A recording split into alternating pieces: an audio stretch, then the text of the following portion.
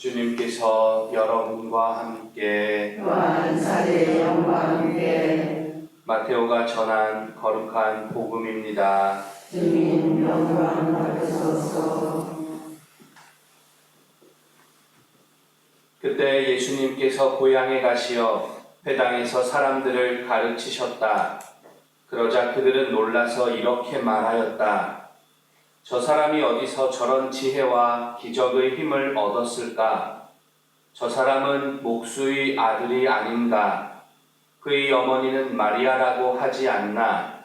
그리고 그의 형제들은 야고보, 요셉, 시몬, 유다가 아닌가?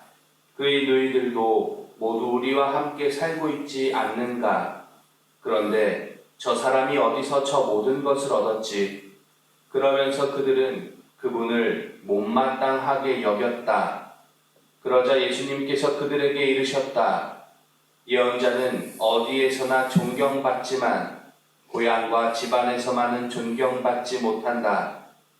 그리고 그들이 믿지 않으므로 그곳에서는 기적을 많이 일으키지 않으셨다.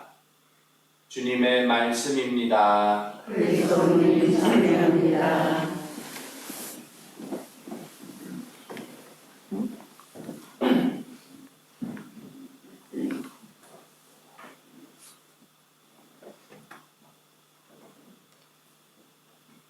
오늘 복음에서 우리는 고향에 가시어 회당에서 사람들을 가르치시는 예수님을 보았습니다.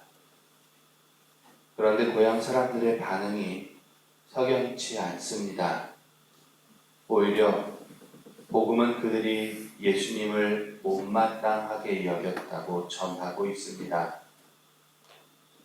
예언자는 어디서나 존경받지만 고향과 집안에서만은 존경받지 못한다. 자신을 예언자로 칭하는 예수님의 이 말씀에서 못내 씁쓸함이 느껴집니다. 여하간 복음은 고향 사람들이 믿지 않으므로 그곳에서는 예수님께서 기적을 많이 일으키지 않으셨다고 전하며 마무리하고 있습니다. 복음을 바라보며 사람들이 예수님을 못마땅하게 여기며 했던 말이 시선에 갔습니다. 이 시선에 들어왔습니다. 저 사람이 어디서 저런 지혜와 기적의 힘을 얻었을까? 저 사람은 목수의 아들이 아닌가? 그의 어머니는 마리아라고 하지 않나? 그리고 그의 형제들은 야고보, 요셉, 시몬, 유다가 아닌가? 그의 누이들도 모두 우리와 함께 살고 있지 않는가? 그런데 저 사람이 어디서 저 모든 것을 얻었지? 못마땅하게 여기는 마음에서 나온 이 말을 두고 과거에는 예수님께서 고향에서는 복음을 선포하는데 성공하지 못했고 시기와 질투를 받았다는 정도로 해석하는데 그치고 말았습니다. 또한 고향 사람들이 언급하는 예수님의 형제들이 의미하는 것은 친형제가 아니라 예수님께서 속한 일가, 이른바 가문에 속한 사람들임을 뜻하는 것이라고 말했지요. 그런데 이것은 단순한 해석이었고요. 이번에는 좀 다르게 다가왔습니다. 예수님을 바라보는 고향 사람들의 이 못마땅 마음이 드러난 이 구절에서 예수님에 관한 신비가 보였습니다. 이것은 관점을 바꾸면 얼마든지 볼 수 있는 부분입니다. 바로 예수님께서는 참 사람이라는 것입니다. 우리 교회는 예수님을 예수 그리스도라고 고백합니다. 이는 예수라는 참 사람과 그리스도라는 참 하느님을 뜻하는 것입니다. 한데 복음서를 전체적으로 살펴보면 예수님의 하느님으로서의 모습은 자주 볼 수 있는데 예수님의 인간으로서의 모습이 드러나는 에피소드는 별로 없습니다. 기껏해야 마테오복음 1장이나 루카복음 3장에서 예수님의 족보를 언급하면서 예수님께서 참 사람이심을 전하고 있고, 그 밖에 몇몇 에피소드에서 예수님께서 감정을 드러내는 것으로 예수님의 인간적인 모습을 전하고 있을 따름입니다. 예수님께서 순환하시고 십자가에 못 박혀 돌아가시는 모습에서도 그분께서 참 사람이었음이 드러나지만, 보통 거기서는 인간적인 것보다 고통의 신비를 바라봅니다. 부활하시어 제자들과 함께 음식을 나누는 모습도 마찬가지입니다. 인간적인 것보다 부활의 신비를 묵상하지요.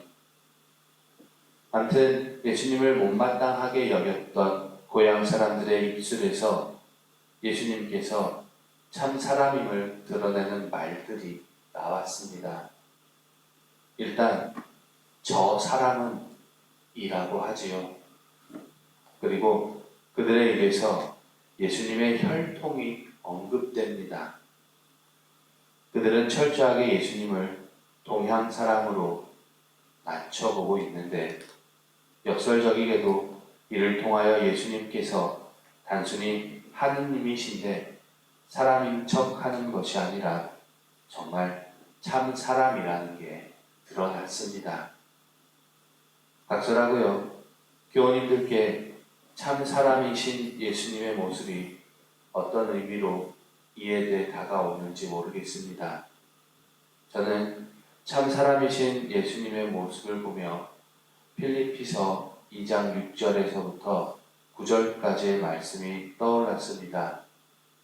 예수님께서는 하느님의 모습을 지니셨지만 하느님과 같음을 당연한 것으로 여기지 않으시고 오히려 당신 자신을 비우시어 종의 모습을 취하시고 사람들과 같이 되셨습니다.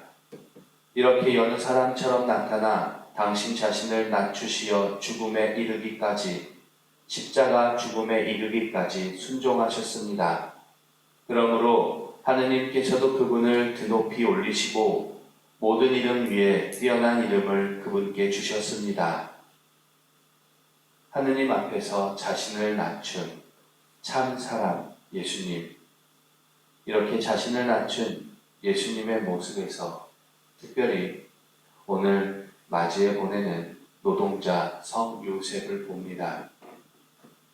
복음서를 통틀어 요셉은 등장하되 단 한마디도 하지 않습니다.